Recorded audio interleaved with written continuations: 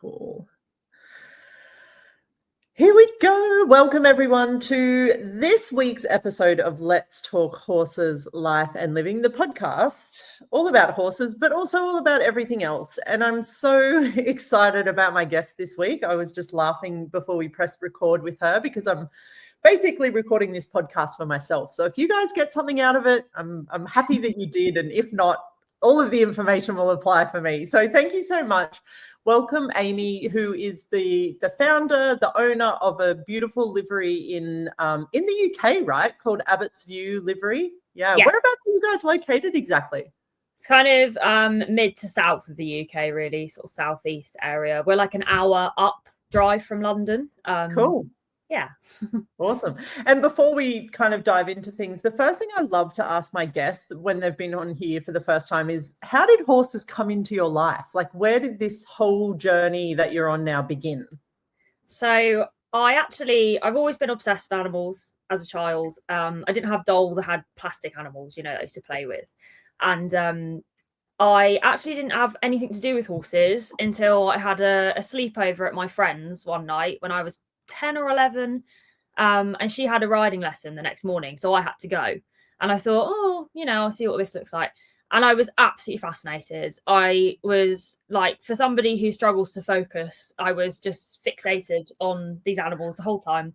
Went home and begged my mum for riding lessons. I then had to work as a Sunday girl from that age, in order to have a free lesson, which just taught me everything, like responsibility, having to get up in the morning, look after the horses, no matter how I felt, how my week at school had been, I had to do the horses on Sunday. And I absolutely loved it. And I got my first pony on loan, and she taught me a lot because she used to bolt and chuck me off all the time. Actually, probably because she wasn't very happy, but I didn't understand that at the time. Right. It started the cogs working of like thinking about her welfare, but I was 11 or 12. I got a mare when I was a teenager who sadly passed away, and then I vowed I wasn't going to have horses again, which is hilarious now.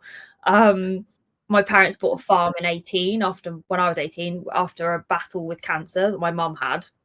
They just decided to change their life and buy a farm, and then along came the horses.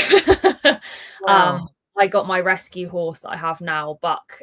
We actually went to look at a completely different breed. We went to look at an ex-racehorse thoroughbred at a rescue centre, and I came home with him, and he has a hairy, wide set cob. He's like beautiful moustache. And I always say he picked me. We actually went, and the mare that I went to see wasn't right. So we just were like, chatting to the inspectors. I was leaning against a fence, and he just came over and put his nose on my shoulder. He was in that paddock, and I kind of looked at this scrawny little 2-year-old, and I went, "Oh, who's this?" And she kind of was like, "Oh, that's Buck. He's been here for a year. No one really seems interested because he's mostly white, hard colours to keep clean, and he's only 14 hands. He's quite small." And I was like, "Oh, yeah, perfect." Yeah, and he came home with me. I've had him since I was 18, and I'm 31 now, and he is my absolute world. Track System started because of him. Wow. I kind of owe him everything, really. Yeah. Wow. And so, because there's so much in that. So it all started like around 11 years old, did you say it was, where you got your first little pony and had your lessons? And so, I mean, a livery, for those that don't know, because that's a very, I guess, a UK sort of term. We call them agistment properties in Australia. I think they call it boarding in the US. I'm not too sure. I try and say boarding facility because I feel like that kind of mixes. I like livery. I really like that word. Yeah. It's just confusing because you get it in other terms, don't you? Like, my husband's really into Formula One, and livery is a completely different term in that sense, which is quite fun. It's like a horse float. We call it a float here in Australia, but then it's a horse box or a horse trailer, or it is confusing, but we can all kind of get what each other mean. So before your parents bought the farm, you had your horses living in liveries, and you would go and ride on the weekend. So you spoke about the pony that you had that sort of started these cogs turning in your head, because I look at your content, and I'm not sure where track systems are at in the UK, like, and maybe we can talk about that for a moment. In Australia, it's a very new concept still, I feel like. I mean, maybe it's also partly because it's very new in my world, but I feel like there's not a lot of people in Australia really mastering the track system, or it's not really sort of super in our worlds just yet. So how did that part of the journey come about? So yeah, track systems came about because I was struggling to manage Buck's weight. He was only 2 when I got him, and by the time he was 3.5, 4, he was just piling on the weight. And I didn't want to back him because I wanted to wait till he was more skeletal mature. I'd done by that point, I was doing a degree in animal behaviour and welfare. So I was very much kind of like switched on to everything, making sure he had all the species appropriate things that he possibly could have. But I was struggling to have him live out because he couldn't eat grass. And he was just getting fatter and fatter and fatter. And I mean, one of the main ways to manage it in the UK is you strip graze, so you move the fence a little bit every day. He'd just stand and wait by the fence all day and like frantically neigh at me when I turned up to move it. And then I tried muzzling him and he was miserable. Like, he'd run away when I tried to put it on, and I was like, oh, this is horrible. And then I tried stabling him. And I remember it took us a little while to get planning permission and build our family home here. And I remember one of the first nights we were living here, I went out to see him in his stable at about 10:30, 11 p.m. and he'd run out of hay. And I was just like, oh my, like how many months has he been caught? Like, no wonder he shouts at me when I turn up, because I'd turn up at 6 a.m. But that was still such a long time to not have any food. And I'd put so much food in there. And then my mum bought me Jamie Jackson's Paddock Paradise book. I just ordered a copy. I just ordered a copy like a week ago. It hasn't shown up yet, but I'm so excited. I'm quite a picture person, which is why my book is very diagram and photo orientated, because I really struggle with the a lot of reading. Words. I'm just like, ugh. And I remember like opening it to like a diagram in there of his tracks, and I was like, this is amazing. I was like, this makes so much sense. Like, they're moving, they've got all these enrichment stuff. And yeah, I kind of got it. I joined a couple of Facebook groups and I set up my own track on about 1 acre. It was tiny. And it worked. And suddenly, even on that small an acreage, he could live out with his friends and he could eat without getting obese. And I didn't have to panic about over exercising my young horse. And I was like, this works. So yeah, that's how tracks kind of came into it. It's quite funny because I actually had a business plan to start a normal livery or boarding facility here. I had all the drawings of like a big U-shaped stable block with a riding arena in the middle, and it didn't. Yeah, I was like, why am I going to do that when I don't agree with it? It would have been very much or mostly turn out anyway. So yeah, and tracks were not a thing when I started. I mean, they were. I think there's been some people that had them for sort of 10 or 20 years, kind of under the radar. But when I started, I think I could find like 3 online in the UK, and that was it. So it was really scary. I mean, now there's probably 3 within an hour drive from me. So, it's amazing. It's really, really, really taken off. Wow. And so the livery that you've created, Abbott's You, is that the property that your parents bought when you were younger, or cool. So you've developed that into, so it's your dream livery, but just different to what you thought it was going to look like when you maybe first had the concept. Well, I always knew I'd run my own business. That was always what I wanted to do. I'd always wanted to be my own boss, and I just wasn't sure how I was going to do it. I thought I might do my master's and become a behaviourist, but I really wanted to do horses. And I didn't want to be a horse behaviourist because people are awful to horses. And I was like, I am not going to be able to cope with turning up to places and then being like, oh, well, I hit him when he does this. And I'd be like, like I just wouldn't, I wouldn't be able to cope with it. So I was like, I just can't go down that road. I'm not interested enough in dogs and cats to want to do the behaviour side of it. And yeah, my parents kind of had 10 acres at the back of the farm that was just a massive field not being utilized, and I kind of stole it. I was like, can I do this? And I had to propose a business plan, and my first track for liveries was, I think, probably on 2 or 3 acres. It was tiny, again, because I was really scared. I didn't want to suddenly spend all this money and build this huge track. No one came. I'm surrounded by traditional liveries, if that's, it's kind of hard to describe what term to use, because I don't mean that in an offensive way. I just mean that in the way that like you've developed keeping horses. Totally. the farm track we live on has 3 other horse properties here, and they're all in the traditional sense. So Yep. I was just like, I'm going to build this and no one's going to come. Everyone's going to think I'm insane. So yeah, when I started, I was working another job alongside, and then suddenly it was like my second year, it just went boom. And I just, my phone wouldn't stop ringing. My emails went nuts, partly because I was too cheap as well, because I didn't know how to price it. And Sure.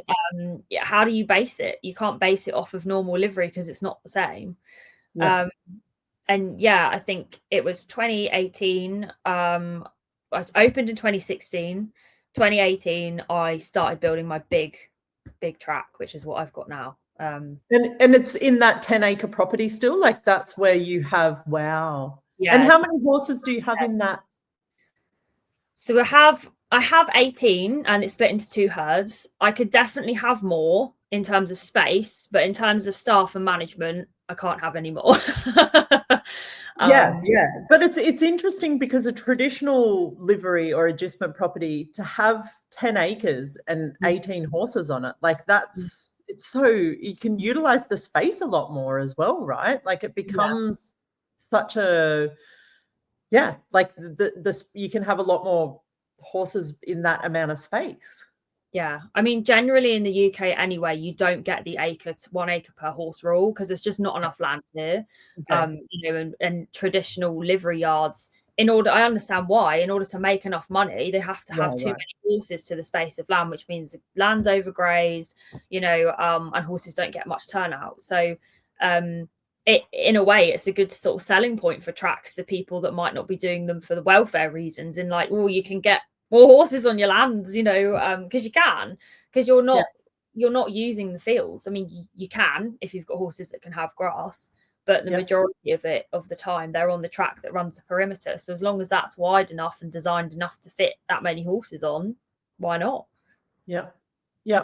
Oh my God, I have so many questions. So when you first started the setup process, like how did the planning stages go? Has it been like you sort of started and then just kept building on it from there, like not going for something perfect straight away sort of thing? Yeah, which is what I advise any of my consult clients to do, because you just don't know how your land's going to fare or how the horses are going to use the track. So you can have all these great ideas, and you can build things like, say, build a sandpit in an area that you think's great, but if that's not an area they feel safe to roll and lie down, they're not going to use it. Right. Or if you build it too close to a food station because you think, oh, that saves me a job, then it will just be a toilet. You've got to let the horses live on it first before you start show you these bits. Even the width of the track, I say use temporary fencing first, because you just don't know what width you're going to do. And I kind of I used to draw plans, and I think I've got a folder somewhere that's like that thick of different ideas and like mind maps and all sorts of different things that I had planned. And it's just, I mean, it's still going now. This is my 9th year, and we're constantly adding and changing and making things better or fixing things. Wow. Never ends. And I know you said it, and I'm sure it doesn't. And I'm sure that's kind of part of the fun of it as well. Like I was watching some of your videos where you try different surfaces and you try different things. And I guess that's part of the fun of it too, where it's like you do get to play and experiment and listen to what the horses are telling you about where they're living and what they want. Definitely. I mean, it took me sort of 6 years before I had, firstly, the money, and also then knew I wanted to build my sandpits. And that was after spending 6 years watching them and picking the right place. I changed my mind so many times, and all the other places I would have put it would have been wrong. And I know I've got it right where I've put it now, because it's the area that they already rolled in. And sometimes they do roll next to it, and I'm just like, oh, guys, come on. Is it not good enough? That's just free choice for you, isn't it? Yeah, and that's part of it, right? Like allowing them to do whatever the hell they want, and to have as close to a wild and natural life as they can. And so when you first started this, like, can you talk a little bit about the clients that you have now? You have about 18 horses. Like most of those are clients' horses, and are there a lot of people that come to you and just die hard, we'll never leave, we just want to be here forever? Is it a big turnover, or how is that part of it? Yeah, so I've got my solid group of horses. I haven't actually counted how many that is, but I know it's 5 people, 2 of which have 2 horses. So if you do the maths for me, because I'm terrible at it, like my solid base of people that will never leave. And then I have 3, well, 2.5 because the Shetland doesn't count as a full horse, but of my own, which is really, really useful because I know that I've got stability for my horses as well. The horses that they bond to are thankfully the ones that have been here a long time. And then other than that, I do tend to have come and go. Sometimes, often because I do retirement, and we have had a lot of horses that have lived their retirement here. Sometimes that's only a year, sometimes it's 3 and then have passed on. Sometimes just people's life, completely nothing to do with the track. Someone moves house, or I don't know, they mostly it's moving away, or I've never had it that they've moved to another track, which I guess is kind of a good thing. But yeah, it's often just life circumstances change, and people move. Rarely I've had the horse that I've had to not successfully join the herd, which is always really sad, because you know that if horses had a normal life in terms of been able to communicate with other horses from a young age, that it wouldn't be an issue. I've had, I think, 3 horses in 9 years I've had to ask to leave that haven't been suitable, and it's always been the same thing. It's always been because they're severe resource guarders, and it's because people have, again, not on purpose, have starved them to try and either manage weight or just didn't know they were running out of food really, really early, or they've had a really stressful life, and then they're just either aggressive to us or aggressive to other horses, which just doesn't work when you've got hay stations on a track. It's not nice for them, and it's not nice for us. So if they're a mild resource guarder, you can normally get them over it once they learn the food doesn't run out and they don't have to guard it. But if it's really severe, you just often can't overcome it, unfortunately. Yeah. And for people out there that have never really even thought about enrichment for horses, because I mean, even for myself, I sort of look at, my horses where I live at the moment, they have a big paddock and they have, 24/7 turnout, they have shelter and they have food, but obviously they're also on grass a lot of the time. And I guess I've always thought of it like it's pretty close to natural, but then you sort of start to look at like a wild horse and how they actually live in the wild and how much traveling they do every day and how much terrain they cover every day. And, I've worked with dogs for many years, and enrichment is a term that in the dog training and behavior world is you could draw, what that looks like, because dogs live in a house, they're in a yard, they're kind of like, but with horses, like, what are some of the things that you love to introduce to them to enrich their lives through enrichment? Yeah, I think enrichment's so important because we really can't ever actually mimic wild living. Obviously the tracks and things mimic what they would do in the wild, but they aren't natural. It's not natural to have a fence that close, to eat from hay nets, but eating hay nets is mimicking how they should eat, tracks are mimicking how they should move, etc. And it's the same with adding enrichment. It's adding in things that kind of would stimulate parts of their brain that in a normal setting they just wouldn't, and keeping them entertained, and changing stuff. So I mean, my absolute favorite piece of enrichment, which is free if you're digging out an area, is making a mound, like a small hill on the track, especially if you haven't got any. All of the horses love that, from small to large, young to old. All of them will go up the mound and stand on it. It's like having a high ground to just play. Or we'll have horses that are smaller playing with bigger horses. The smaller horse will stand on the mound and the bigger horse will stand at the bottom, and they'll in the middle be at the same height then, playing bitey face game or whatever. And then other stuff like water buffets, where you put different herbs in water and let them self-select. Even things like salt, especially like it's really hot here at the minute. We're having a bit of a heat wave. So we've got salt water and things on all the time to make sure they can free access to that. Buying different herbs and berries and things to hide around the track. It can really be, it's not, it doesn't have to be expensive. It can really be simple. One thing I don't have that I would love is a water feature to kind of add to them. And another thing I'm looking into is doing sort of scent work. So buying different sort of essential oils and things and maybe putting them on parts of the track for them to sniff out and find interesting. That's the thing I'd like to do. But I mean, the list is endless. You get your basics like scratch brushes and the sand pits and things like that. Obviously, the most enriching part of their life is other horses, and being out all the time. But all these little bits we can add in to make it more interesting for sure. Yeah. And so the 18 horses you have there at the moment, did you say they all live together in one herd on the track, or it's 2 tracks?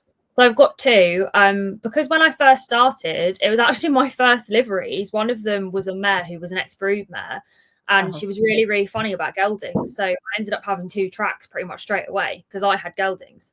And it was a bit disheartening when it was my first livery, because I was like, oh, this isn't going to work if they're all like this. But yeah, it wasn't the case. So I kind of had, and what I've kept is I have one herd of only geldings, because geldings aren't natural. They would be stallions. And I think that causes a lot of confusion in them and in the mares. Some geldings think they're still stallions, which again isn't great when we're in with mares, because you can get guarding, mounting and things. It depends how natural you want to be. I say to people, if you've just got your own and they're the same height and you don't mind them mounting when the mares are in season, it is natural. Leave them to it. I have some that are 17 hands, some that are 8. So I can't have that. And these are people's, these are still people's animals, and mounting can cause injuries. So having them separate like that really works. The other herd is a mixed herd. The term is lightly, because I'll only have geldings in there that I absolutely don't know they're boys. Yeah. And your mares will come in season and they just kind of look at them like, I don't understand. Because sometimes they have owners come with a mare and gelding that they don't want separated, which means they can stay together, and go together in the mixed one. But having like a solid set of geldings, I think, kind of mimics a bit of a bachelor kind of herd. Like, there would be young stallions, strutting around the place, even though one of them's like, some of them are in their late 20s. They still think they're waiting to find their band of mares. And they're so playful and silly. I actually don't think a mare would stand for their nonsense anyway. That's so cool. And so I know you said you started out like as a student of behaviour. Can you talk a little bit about I guess, horses are so different, right? Like, they're obviously very different from our other domesticated animals. They're very different from us, even though we all sort of belong to the mammal family. Like, have you learned the most through simply being with horses and learning from them? Is there something in particular, like a particular way you would like to talk to people about how to get to know their horses better and to be able to communicate with them better? Does that make sense? Yeah, it is just watching them. I'd say I've actually learnt more through just being around horses and observing them than I ever did on my degree, because that was more in depth about the science behind it and stuff like that. Whereas actually being out with them, and I don't know, like, from that first experience with horses at 11, I've just got them. Some people just do. I can just read their body language, read their facial expressions in a way that sometimes other people can't. And I find it sort of, I can't believe that people can't see certain things, like a certain way an ear moves or whatever. And I'm like, oh, well, she just gave him a massive warning. And someone else will say, oh, he just kicked her out of nowhere. And I'm like, well, actually, I just saw 5 warnings, that were subtle and they should have been listened to. He didn't listen, so he got a kick. He's a young horse, and he knows he wasn't listening. He was praying poke the bear. And people, I think, miss that and just put a lot of their own, human values on horses, kind of, and that's really dangerous. Things like, he doesn't like this or doesn't like that, in terms of, like, I don't know, the color of his blanket, like silly things, or I'm cold, so I'm going to put a blanket on my horse. You've got to be so careful doing stuff like that, because they're not human, and they don't have the same values as us. I have some horses that come to me that I like to use the term humanize, that are so humanized, they just look at us all the time like, what's next? When's my next food? When's it? And they really struggle at the start to get out and live on a track with other horses, because they're so dependent on people. And those are the ones I have to be really careful when I introduce. I never just put them out anyway, but I will never, like, if they're like that, they often will spend a few hours on track and I'll take them out and then sort of wean them up to being out all the time. Otherwise it's a lot for them. They find it really, really stressful. And even still today, you know, I've got one that's been out for a year now. He was very humanized when he first arrived, and he still will occasionally kind of come up in the barn and look at me and my staff like, what do I do? You know, in a kind of like, are you going to do something with me? And you have to just kind of not engage, because if I was then to go, oh, you poor thing, here, have some hay, he'd be like, oh, that worked, I'll just do that. I'm not going to bother going out on the track. I'll just keep coming up here and neighing at you. So yeah, it is quite hard to teach people how to communicate with them or sort of with their horses, especially when they're not there all the time. It's totally different to seeing them all day and knowing their ins and outs. They kind of make their own little routines as well, so I can notice when things are a bit off. I can know which horses come up to the barn at certain times to rest, and whether there's different weather, what sort of horses are gonna. There's a droplet of rain, and I know there's two that will come running into the barn because they hate the rain, and you know, just things like that. And sometimes that can be a little bit difficult to navigate as a livery owner when you're kind of trying to meet the human's needs, but also the horse's needs, without kind of saying you're getting it all wrong. If that makes sense. Like, you know, they are fine. It is just, this is what they do at this time of day or whatever. Yeah, I think sometimes horses can be quite trigger stacked when the owners come up and they miss it because they haven't seen what's been going on earlier that day. Like, I might know that next door there was loads of machinery going on. It might have been really flyy. I don't know. One mare might be in season, which the boys can smell, something like that I'm kind of aware of. And I kind of forget that everyone else doesn't have all those things. Yeah. So I kind of expect certain behaviours, whereas other people, it's a shock. And to me, I'm like, I saw that coming hours ago, you know. Wow. And so how much time a day, because this is the other thing for me, like I so get what you're saying about seeing our horses for an hour or two a day and thinking that that's not that it's not enough, because again, like you said before, it's not about making anything wrong or anything like that. We do what we can do, but how much time do you ideally think is optimal to be spending with our horses every day in order to have like that really clear understanding of them, a great relationship, and like the knowledge and awareness of what's going on in their world? I don't even think it's about maybe putting a time on it. It's about maybe just kind of being aware that stuff might have happened that day that you're not expecting. I think lots of people come up with a plan of what they're going to do with their horse. And rather than actually getting the horse in and seeing how the horse is and then deciding, it's like, I'm going to do this pole work today, or I'm going to hack today. Whereas that horse, it might have been really windy all morning, and the horse might have been quite up all day, and actually going out for a hack in the wind is setting them up to fail. And you're probably going to get a really spooky ride and it's not going to be great.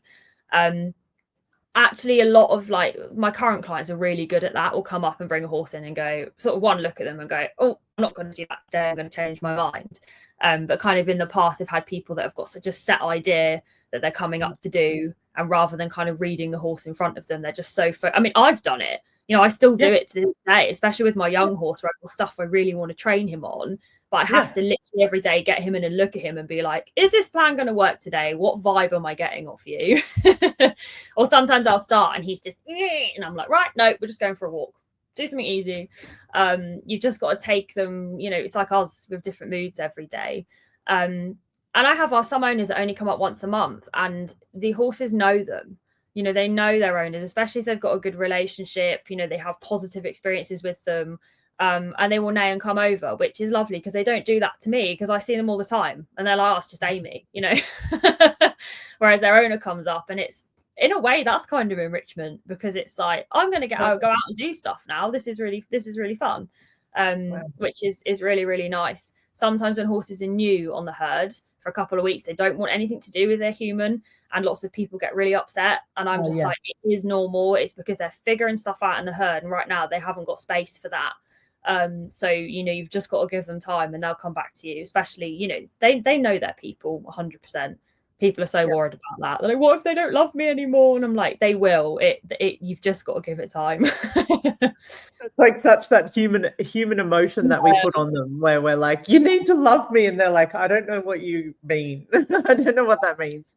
I've got a recent livery who's not been here very long, actually, whose horse was quite humanized, and she's so lovely. And the other day she came up and she was like, he's just not he didn't neigh and come over. She's like, I've had him for 9 years, and every time I've ever come up, he's always neighed and come running over her. And she's like, and I realise that's a good thing that he's not done that, because he's not, cool. his needs are being met. He's not looking at me as the thing that's going to meet them. He's now just like, he'll, you know, as soon as he saw her, he kind of come over like, hello, mum. But it wasn't like you're here, feed me, I'm starving, I'm bored. You know, it's complete. She's like, it's just such a different energy, which cool. is, it's exactly how it should be. You know, they're kind of kicking the gate down when you get there because their environment is so kind of dull. Then I would be concerned and want to change that. Right. And isn't it interesting, because it would usually be the other way around? Like, most people would see that as validation of like, oh, my horse loves me. But I think I was watching one of your videos, I don't know, at some point, where you said about you walk into the barn area where the horses are and they all have open area. It's not stalls or anything. They're all sleeping or standing or doing their thing. And none of them are like, oh, there's a person here. It means something. It means anything. It's just you become more like part of their herd, really. Like, it's more that energy of like, you're just another one of them. Yeah. I mean, don't get me wrong, they do know the route. There's still a routine. Like, they were all in the barn then because it was breakfast time. So they'd all come up off the track to wait for me. But they weren't stressed about it. You know, there's no one's beating each other up or kicking the gate. You know, we're kind of waiting, like, oh, sun's up, heard the quad bike coming, Amy must be coming, means our breakfast is coming, we're just going to chill and wait here. You know, in contrast, I worked as a groom for a while, sort of traveling around different yards, and there was an eventing yard I worked at. And I remember every time I'd turn up at sort of 6 o'clock in the morning, as soon as I would open the certain barn door and it made a squeak to where their feed room was, it would be like a zoo, like kicking doors, neighing, weaving, like, because they had weighed nets that they had in at certain times, and that was it. So they would scoff it and run out and then just stand with nothing. They were so dependent on the people. And I was so stressed to make their feeds and feed them, because it was horrible. I like literally would be like, I'm coming, you know, whereas now I'm just like, you know, chatting to a livery while I'm staring a feet or whatever. It's just completely different experience, and the horses just aren't bothered. Wow. That's so cool. And so, like, looking at, like, I mean, this is probably going to be a little bit of a broad question, but what is your dream for like horses? Do you see what you're creating as something that could benefit horses all around the world? Like, what do you see as like the future of us as horse, like this horse human relationship that we've had for so many years? And I think for a lot of years we haven't really gotten it quite right, but obviously we've done the best with the tools we had. And I sort of believe you do better when you know better, so you do better. And now we're starting to gain all of this insight and awareness and information on different things. Like, do you have like a vision and a target for the future with the horse human relationship?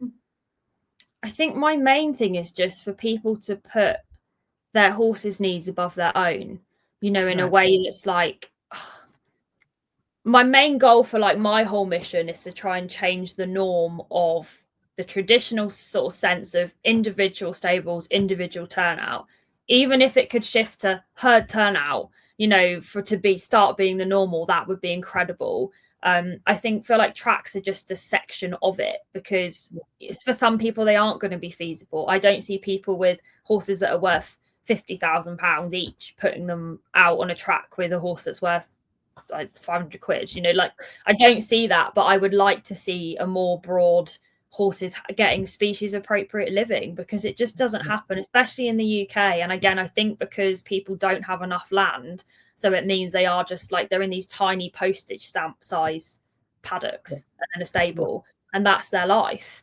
And in terms of like the horse human relationship, if I feel like just the whole way the horse lives has just got to come first over everything. I have some liveries that are with me that had their own tracks before, and they didn't ride because they didn't have time. But their whole thing when they saw the horses was making sure the horses' environment was what worked. And they're the ones that, you know, stuck with me forever, because now it's like I do all that and they actually get to see their horses, which is amazing, because around like a full-time job, also having a DIY track is really, really hard work. So yeah, I guess I'd like to see more more of that, more track liveries, because they're popping up all over the place, which is awesome. And just, yeah, people putting their horses above their own. They're not an object. If you want a hobby that you can just haul out and ride, get a bike, you know, like it's not a sentient being. It drives me mad when, and I see it, I don't know, it's all over the world, but especially in the UK. I mean, I see it every day going past my driveway. Some of the way the horses are treated is just horrid around here. Yeah. And so what would you say the minimum, like if there's someone out there that's hearing this and they're like, oh, I just wanted to make some changes and to be able to meet my horse's needs a little bit better, but obviously going to a full track system and doing all of these things is, like you said, it's a big thing for some people. So what are like the minimum things you could do as a horse owner to create a better and more enriched and more species appropriate life for your horse? There's so much you can do that isn't expensive and isn't overwhelming. I think what happens with a lot of my posts, which sometimes I mean to happen to kind of get the engagement, like I'll put reels up with a bold statement on that people will scroll through and then they get triggered by it. And it makes them want to comment and be like, well, I can't do that because of this. And I'm not attacking how they're keeping their horses. I'm attacking the whole system. It's not a personal attack of like, if you don't turn your horse out with others, you're awful. I don't believe that. I just believe if people could just try little bits to keep improving stuff. You know, my mare, when I was a teenager, I had her turned out on her own a lot because she was difficult with other horses. But I enriched the environment that she was in, and I didn't know what I know now. And I don't kick myself for it because I wouldn't be in the position I am now if I had. Awesome. I think little things, it depends where you're at. I mean, if your horse is turned out alone, first step, even just moving next to other horses. You don't have to just suddenly go, oh, I need to buy another horse, or oh, I need to move yard. You know, just ask, can I put my horse over the fence with this horse? Can I lower the fence so they can groom over it? Is that safe to do so? Can I put hay in the field if I really, really clean it up after? Because that's a massive thing in the UK. People don't let you hay in the field. And then, especially in the summer now, the grass is like, we haven't had rain for a few weeks. So it's either really, really tall, ready for hay, but where horses are, it's like that short, which is not enough forage. So even putting little hay stations around your paddock, even in your stable, like you could get these tiny little hay nets rather than one big net. Put tiny little ones all around the box. Hang bits from the ceiling with a swede on that they can chew and play with. You know, you can do all sorts with the stuff that you've got now. Buy some dried herbs every day in the hay net. Put some new dried herbs in there. Just different things for them to sniff and experience. And really push for as much turnout as you possibly can if it's safe to do so. I think people see my posts and without actually clicking on our page and knowing what we do, think we just chuck all our horses out of grass willy-nilly without thinking about individual needs. And it's obviously not that at all. I'm not saying everybody should chuck all their lamanitic horses out of grass, which is what people sometimes seem to think I'm saying from a small clip on Facebook, which is not it. So yeah, I think it's very easy for those people to kind of, I can't do that because of this. And I'm like, I know, that's why I have a track. But it's interesting. Sorry, go. I'm just going to say, I think it's really easy to get overwhelmed when you see a system like mine. I think, well, I could never afford that.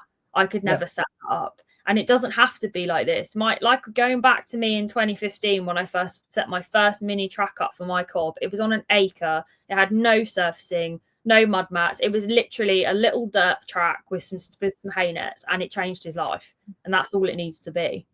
Wow. Yeah. And I think like if your heart's in the right place, like if you're literally like, I have no clue what I'm doing here, but all I know is I want to make my horse's life better. I want to make his day-to-day or her day-to-day life better. I don't think you can go wrong either. It's not about going exactly like you said, flicking from one straight to the other. It's like introducing things as you go along. But also I think like it's so important to start to learn how to read your horses more too. Like I think that's part of this like movement and change in how we're being with our horses, is also investing time in taking away the human emotion element that we seem to love to do with our animals, and actually meet them on their terms and look at like, what are they showing me? What do they know? Or how are they communicating that I've never bothered to try and learn about, because I'm more interested in, you know, just whatever, like being lovey-dovey or whatever that thing is that we need from our animals. Like really, even with my horses, who I've had my gelding for 4 years and my mare for 2 or 3, and every day I'm like, okay, what can I learn from you guys through just watching you? And I think as long as your heart's in that place, you're always going to, like you have over the years and years, you're going to just get better and learn more and more. Yeah, definitely. And we're all on our own journey. And I think a lot of Totally. people that might be in the same sort of way as me would beat themselves up about what they've done previously. But you don't, the fact that you feel like that is obviously a good thing. And striving to do better all the time is just so important. And our horses learn from us every day too. And I think they're genuinely interested in us too, because they're very inquisitive animals. So even just sort of standing and being with them, I think can be just enough for both of you. Sometimes you don't have to have these huge expectations on what you do and stuff. And learning about what their behavior means and not what we think it means. Prime example with my cob was when I used to stable him to try and keep his weight off. He would stand in the box and just sort of stand. And I just thought he was resting, but he was shut down. And because he wasn't screaming and shouting about it, because he wasn't kicking the doors or windsucking or spinning around, I thought he was fine, but he wasn't. And I just don't know what that means. And I see so many horses like that in boxes just stood. And it breaks my heart, because it's the kind of the worst part of it's just to get to the point of shutting down means they've just given up. And it's a proper, like, it's a coping mechanism, and that's horrible. To have to get to that stage. And I think it's so easily missed because people just they can't see it. They think it's resting. They think it's just them chilling out. And like you said, all horses, but they display it at different levels. They're super inquisitive. Their whole function in this world is constant kind of movement and change, and this motion that they're constantly in. This has been such a great conversation. I'm so grateful. Before we wrap it up, do you want to talk a little bit about your book? Sure. So I wrote my book because after I've been doing this for, I think it was 6 or 7 years when I wrote the book, maybe 6. I was just getting so many questions all the time, online, over the phone, whatever, and people just wanted to know how I did it. And I also realized that although Jamie Jackson's book is awesome, and his is based on all the, he studied horses in the wild and mimicked it off that, doesn't massively tell you how to do it. It's all about the why. I feel like mine is the how. So see, I reference him a lot in there because he kind of designed the whole thing. In the basic sense as well, my book will give you an idea of how to build one on an acre or how to build one on 20 with a huge livery. It completely, is vast like that. I wanted a how-to guide that was kind of open to all, so people that might not really read but really want to know how to do stuff. And I think I've hit the nail in the head, because I've had quite a lot of good feedback from it, which is awesome. But I didn't expect it to blow up like it did. I thought maybe a few of my followers would buy it. And I mean, I sell as many in America as I do in the UK, which is just mind-blowing to me. And in Australia, when I first released it on Amazon, you couldn't buy it in Australia because you have to release a different version. And I didn't know that. And I had people messaging me, and I thought, I can't believe people in Australia want to buy it. Like, wow. I made a different version so it could be bought over there as well, which is really cool. And I think fundamentally, whatever your climate, whatever your breed of horse, anything like that, a track will work all over the world, because horses are all the same in terms of what they need as a species, and it's freedom, forage, and friend, and a track does that. It meets all of that. Yeah, very cool. And what next? Like, what's in your future? Do you have any dreams and goals beyond this? Are you just happy waking up every day and doing what you're doing? I mean, are you going to start traveling the world and teaching everyone how to set up their tracks? Do you know what? I would absolutely love to be able to go abroad and do some site consultations abroad, because I do them in the UK now. And we travel all over the UK. My husband does them with me. He's awesome. Wow. And he's the one that's built stuff. So he's done all my surfaces, my arena, etc. So he's really great to bring, because I can tell you how to design it and stuff, and he can tell you exactly how to build it. I would love to. I've had a couple of people kind of say, "Oh, come to America," and at the minute, that's so daunting because I still run Abbott's Livery day to day. I have amazing staff, 2 really amazing staff members that do it with me. But I don't want to lose touch of that either. But I would also love to maybe a couple of times a year fly somewhere and say, I'm coming here for a week, who wants to do stuff. But at the minute, I don't know how I'd afford it, but it might happen. I never thought I'd be doing consults in the UK. So that's I'm just kind of rolling with it. I don't really have like a 5-year plan or anything like that. I'm at where I'm at with the tracks, and it's just building those little by little every year, and just see what happens, I guess.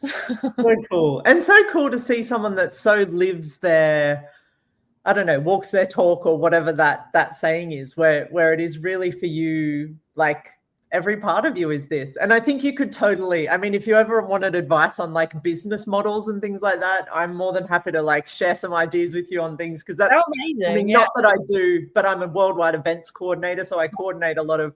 So I think you could easily make it a very profitable venture, and you wouldn't need to do it on a super regular basis. You could slot in a few a year around the world and see the parts of the world you want to see, meet people and horses all around the world. And I think people like you are required in the world to be doing stuff like that. So yeah, that's really cool. Thank you so much for this conversation, Amy. It's been delightful and inspiring, and I hope a lot of other people got at least as much out of it as I have. I'm going to go and order your book right away and get a copy so I can. We've just actually purchased.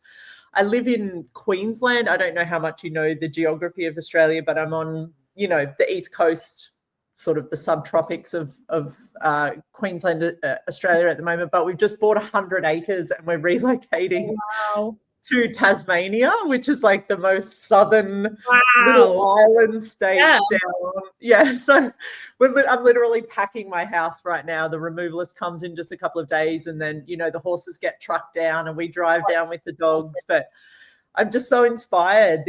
My farrier, I have the best barefoot trimmer, but the best farrier up here. And he just sparked this thing in my world only recently about, I've heard about track systems. There's a few people around me and I've sort of been a bit like, but he spoke about it. And what he said, I was like, I need to dive in and find out more about this. And it might take me a long time, but I'm very determined to have something very different on this property that we've purchased, and like you, just start and just keep learning and following and speaking to people and working it out as I go. So super grateful for this conversation. And just enjoy the journey of it. When I first started, I so just wanted to build it. I was like, I want to get it done. I want to get the horses on it. I want this, I want that. I want a sand pit, a water feature, a barn. And I was just like, no, I need to chill out. And I need to do it bit by bit, because I knew in the back of my head that if I did that, I was going to make massive mistakes. And I did do little bits of that, and I did make mistakes, and they're in my book to sort of tell people why not to do what I did. I've been very open and honest in there. There's some stuff that's even caused injuries that I did wrong, and I've put that in there because it's so important that people don't make the same mistakes. Like, why should it repeat itself? Really enjoy the journey. That sounds so exciting and also scary. Scary and exciting. Exactly. You'll have so much like opportunity with that amount of land as well. Like, you could do whatever you want with it, really. It's very exciting. And I'm sort of like, I just want to get there and then we'll see. Like, I'm like you, I want it all yesterday, but then I'm like, Sarah, just enjoy the journey and learn in the process.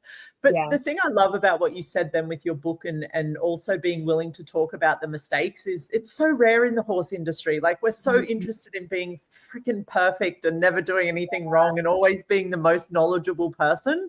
I just find it so refreshing to also hear the stories from people where it's like, and not, like you said, it's not about making anyone or anything wrong. It's just like, let's share the information and build better lives for our horses and ourselves.